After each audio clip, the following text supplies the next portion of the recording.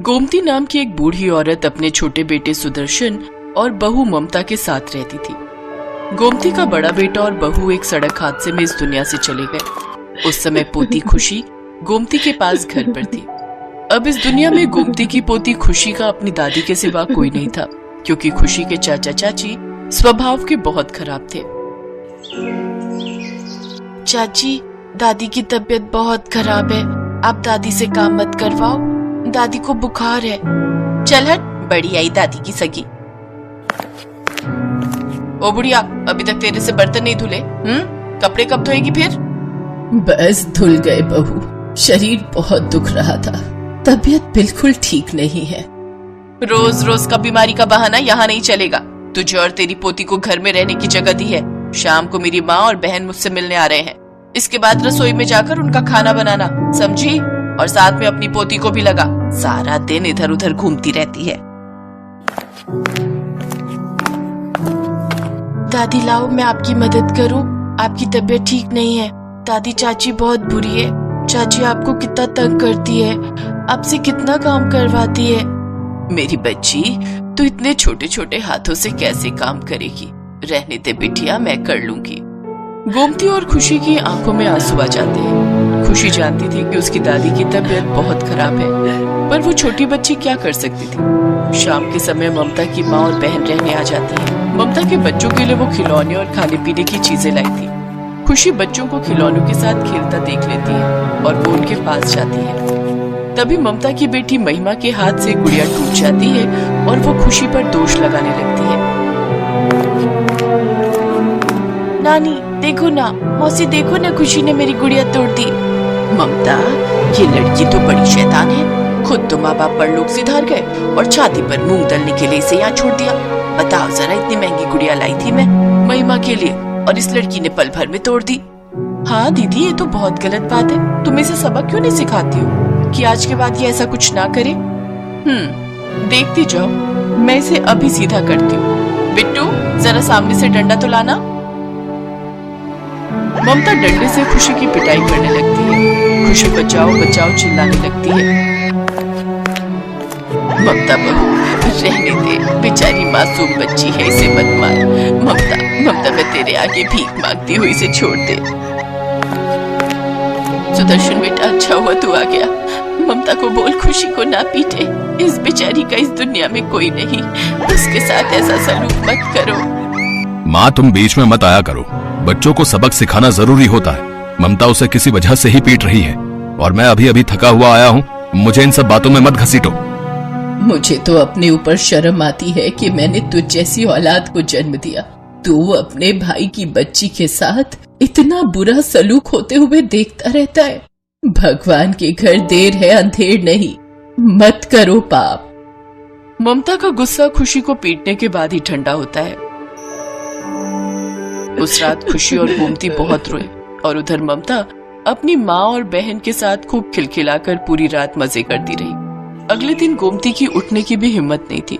गोमती की तबीयत बहुत ज्यादा खराब हो गई थी।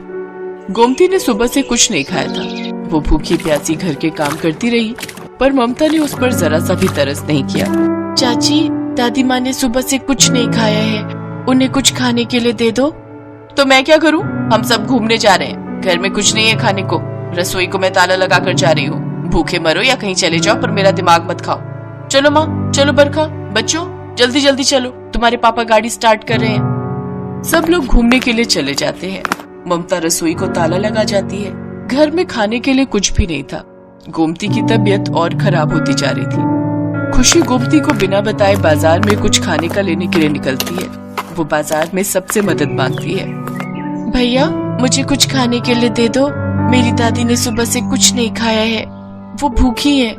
पैसे हैं तेरे पास? अगर पैसे हैं तो ले जा। नहीं भैया, मेरे पास पैसे नहीं है। तो मेरा दिमाग मत खाओ, जाओ यहाँ से जाओ। अब क्या करूँ, दादी के लिए खाना कहाँ से लाऊं? तभी खुशी की नजर एक मंदिर पर पड़ती है जहाँ एक पंडाल लगा था। वहाँ एक औरत कुल्हड़ खिचड़ी का प्रसाद बांट रही थी। खुशी उसके पास जाती है। क्या हुआ बिटिया, प्रसाद चाहिए? पर आंटी, मेरे पास पैसे नहीं है। आप तो इसके बदले में मेरे से पैसे मांगोगे ना? नहीं बिटिया, भगवान के मंदिर में जो प्रसाद बांटा जाता है उसके पैसे नहीं होते, ये तो मुफ्त में मिलता है।